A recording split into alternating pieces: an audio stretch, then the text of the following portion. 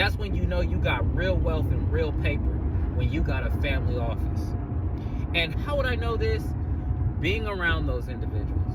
Don't be one of those people where you get intimidated by people who think and talk highly of themselves. Don't be intimidated. Don't be one of those people that get intimidated when you're around those kinds of people. And when I watched the Breakfast Club earlier this morning where they interviewed Dame Dash, I realized that that's what he was faced with, was people who did not necessarily like that Dame Dash thinks highly of himself and talks highly of himself. And he's got reason to.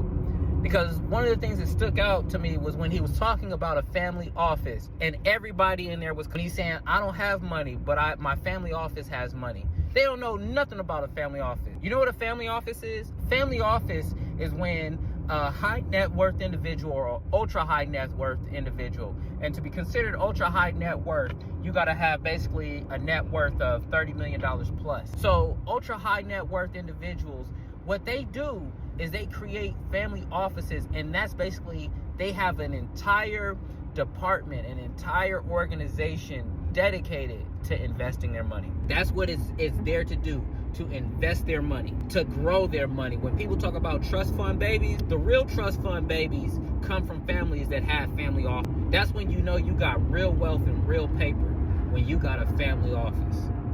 And how would I know this? How would I know this? Being around those individuals. Being around those individuals. So, you know, you look at Dame and you hear the headlines about him being broke and this, that, and the third, and him looking a certain way. And it's like, if you've ever had real money or been around real money, you know that the most dangerous thing that you can do is show off that you got money. And that's what Dame was talking about. I'm always talking about I'm broke. When you have money, people are always, in some way, shape, form, or fashion, feel entitled to your money and are going to do anything and everything in their power to try to get their hands on it. So guess what? They've been trying to sue him, right? Those are the things that he's talking about.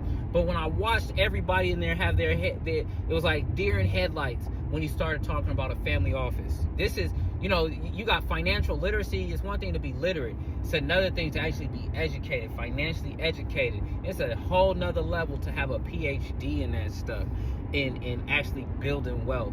And you know what?